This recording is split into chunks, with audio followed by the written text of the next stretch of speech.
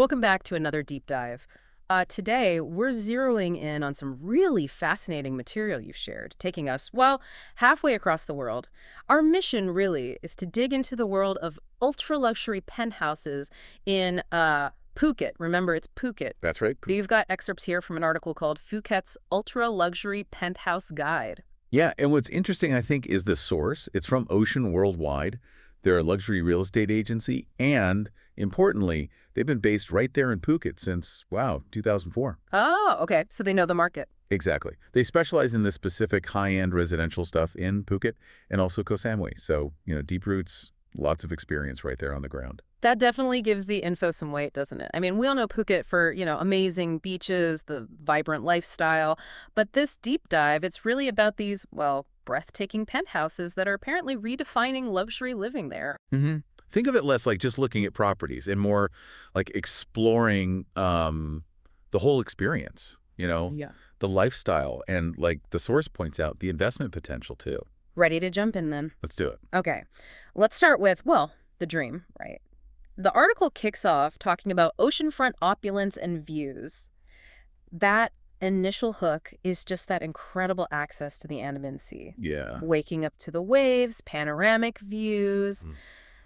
It sounds like, whoa, pure serenity and sophistication. And what really jumped out at me was how the source stresses the views aren't just like from one spot. They're from every angle. Right. It talks about floor-to-ceiling glass, blurring that line between inside and out. The ocean isn't just scenery, it's like integrated. Totally part of the space. Yeah, and that bit about the light on the water changing all day, that really paints a picture. It really does. And then the private infinity pools. The article is they're more than just swimming pools. They're like architectural features. Mm-hmm.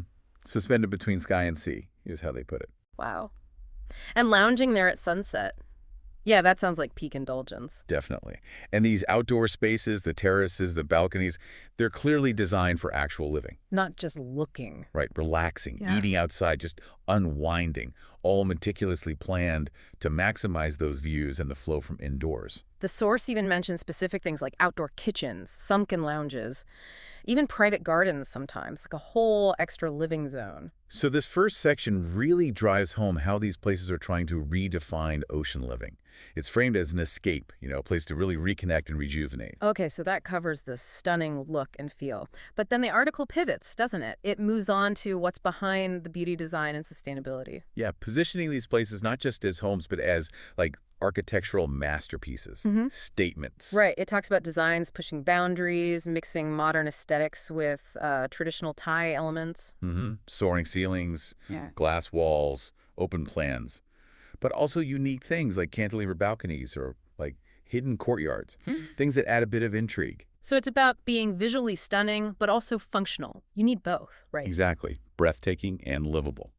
And then a really key point for modern luxury, sustainability. Ah, yes. The source is pretty clear luxury, and being eco-friendly aren't usually exclusive here. Developers are actively building in green features. Which, importantly, isn't just about the carbon footprint. The article says it adds actual value. Right. They list examples like solar panels cutting bills, grid reliance, rainwater harvesting for gardens and stuff, energy-efficient appliances, obviously, and smart home tech to optimize energy use. So it's presented as like the future of luxury, beautiful, luxurious, and responsible. That's the message. And inside, bespoke interiors, not cookie cutter. Right, you get to work with designers, make it your own. Exactly. Reflect individual taste. They mention possibilities like custom wine cellars, home cinemas, even private spas in the penthouse. Wow. It cites Villa Varia in Phuket as inspiration, basically saying your imagination is the limit. Which is, a hallmark of that ultra-luxury level. Customization is key. Okay, let's zoom out a bit. Location, location, location. Phuket's a big island, the source reminds us, and where you are really shapes the lifestyle. It's more than just the view. Yeah, this part's helpful. It breaks down the different vibes you can find. Really makes you think about what kind of environment you actually want. So what are the main areas mentioned? Okay, first up, Nai Thon Beach Retreats. This is painted as the spot for peace and quiet. Like a real escape. Totally. Secluded, pristine beaches, relaxed atmosphere. Perfect if you want to just get away from it all, it mentions amazing villas offering privacy and luxury there. Okay, what else? Then there's Kamala's exclusive estates. This is described as more of a blend. Luxury, yes, but also more local charm. So a bit more life than Nai Thon. Yeah, restaurants, beach clubs nearby, but still exclusive. Known for stunning architecture, top amenities. The article says it's popular with families, maybe people who want that balance. And the third one, Patong's vibrant scene. Total opposite end of the spectrum. the heart of the action. Exactly. Nightlife, shopping, entertainment. If you thrive on energy, you want everything close, this is it. It's a different vibe, obviously, but the source says you can still find penthouses with amazing views and access to everything, which is lots of condos there. So the takeaway for you, the listener, is really think about what matters most. Is it peace, action, something in between? That helps narrow down where your perfect fit might be in Phuket. And what's really insightful is that the article doesn't just sell the dream. It gets practical. It talks about the investment angle. Ah, okay. So not just a lifestyle buy. No, it makes a case for these as serious investments. Phuket's popularity with tourists and expats is a huge factor. Which leads to high rental yields, I assume. Precisely. It's a year-round destination, right? Yeah. And these high-end places, especially with ocean views and all the amenities, command premium rates. Does it give any numbers? It does, actually. Suggests yields around 6–8% in a high season, that's November to April, maybe 3–5% in low season, May to October, but averaging out to like 5–7% annually. That's pretty solid. Definitely attractive. And it points to growing demand for this kind of luxury place, holidays, longer stays. What's driving that demand? Few things listed. Increased tourism, especially from Asia and Europe, a growing expat community choosing Phuket, and, critically, a limited supply of these ultra-luxury penthouses. Classic supply and demand. Pretty much. And market trends back this up. Values rising, especially beachfront. Rental rates climbing.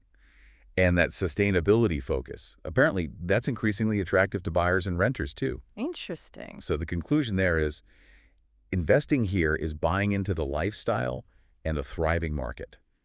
With good advice, it could be very rewarding. Okay, let's shift back to the pure luxury side, the amenities. The level described here seems, well, next level. Far beyond a typical high-end apartment. I agree. The fitness centers, for instance. Yeah. They're compared to top health clubs. Right, like technogym equipment, yoga studios, personal training. Yeah, and even mentions quirky things like private climbing walls or Muay Thai rings you might find. All of those amazing views, of course. And the spas. A personal world-class spa experience at home. Treatment rooms, saunas, steam rooms, even ice fountains. And a focus on bespoke treatments, local ingredients, really embracing Thai wellness culture. Pampering taken seriously. You could probably filter property searches just for those features. Definitely. Then there's the dining aspect. It sounds less about cooking yourself, more about curating experiences. Yeah, private chefs are described as almost standard, creating whatever you want. Plus, things like wine cellars, tasting rooms, amazing outdoor dining areas. The article calls the kitchen a stage for culinary artistry, which I quite liked. It lists private chef services, wine cellars, BBQs, top-end appliances. It's all about providing the setup for unforgettable food moments, whether for guests or just for yourself. Okay, stepping outside the penthouse again. What's life like on the island itself? The lifestyle and culture in Phuket? Well, it's incredibly diverse. The source covers a huge range of activities. Obviously the beaches, but also nightlife, the Big Buddha, exploring Phuket Old Town. And adventure stuff. Oh yeah, world-class diving, snorkeling, island hopping is easy. Phi Islands are right there. Plus, exploring local markets for that authentic feel. And the food scene must be amazing. Described as a fantastic fusion Thai and Chinese influences. Rich curries, super fresh seafood, incredible tropical fruit. It flags must-tries like pad thai, tom yum goong, green curry chicken, lots of coconut milk, turmeric, aniseed, everything from great street food to really high-end restaurants. Sounds delicious. What about the community vibe? Well, Thailand's the land of smiles, right? Welcoming locals, plus a really established, thriving expat community. The article mentions social clubs and groups make it easier to settle in. And importantly, the infrastructure is good modern amenities, quality healthcare. So it really offers that blend, relaxation, adventure, culture, community. It sounds like something for everyone. Now let's get really practical. Navigating the buying process. This can seem daunting, buying abroad. Definitely. But the source emphasizes it's manageable with the right info and help. Okay, so legal stuff first. For foreign buyers, it acknowledges it's complex. It does, but navigable. Yeah. The main thing is the restriction on foreigners owning land directly. Right, I've heard about that. Yeah. So how do people manage it? Two common ways outlined here. First, leasehold. You lease the land for a long time, usually 30 years, with renewal options. Key is getting it properly registered and understanding the terms. And the second way? Freehold via Thai company. You set up a Thai limited company, and the company owns the property. This has its own rules and regulations, though. Needs careful legal setup. So professional help is essential. Absolutely vital. The article really hammers this home. Get a reputable lawyer specializing in Thai property law. They guide you, check contracts, protect your interests. Not something to skimp on. What about financing? Is that tricky for foreigners? Can be, but not impossible. The source mentions a few options. Local Thai banks might lend, but can be strict. Higher rates, lower loan amounts maybe. Offshore financing is another route, basically. Getting a mortgage against assets in your home country. Might get better terms. And sometimes the developer offers financing. Can be flexible, but you need to check the conditions very carefully. And finding a good real estate agent? Also key. They know the market, find properties, guide the process. The article suggests choosing a reputable agency, check their track record, reviews. Ask for recommendations from expats or owners, and be really clear about what you need. Budget, location, must-have amenities. Which brings us back to an agency like Ocean Worldwide, right? With their long history in Phuket's luxury market since 2004, they presumably have exactly that kind of specific local insight the source recommends finding. Precisely. That kind of specialized experience could be invaluable. So yeah, buying property anywhere is a big deal, especially overseas. But the message seems to be, plan carefully, get the right advice, and it can be a smooth and rewarding process. Good luck if you're looking. And that really wraps up our deep dive into Phuket's ultra-luxury penthouse scene. We've covered a lot, haven't we? From the just stunning oceanfront luxury, the design, the sustainability push. Through to understanding the different location vibes, the investment side of things, those incredible amenities. And even the practicalities of the buying process. Yeah. And the article's final thought really sums it up. Buying a penthouse in Phuket isn't just buying property, it's embracing a whole lifestyle. Sun, sea, luxury. It truly sounds like it. Reflecting on all this, though, it leaves me with a question for you, the listener. Given this mix we've discussed, the, almost dreamlike indulgence of these places on one side, and then the very real practical stuff, like legal structures and financing on the other, what aspect of this particular market do you find most intriguing? Is it that tension between the dream and the reality? Or perhaps the growing focus on sustainability within such high luxury? What part of that balance feels most compelling or maybe most challenging to think about?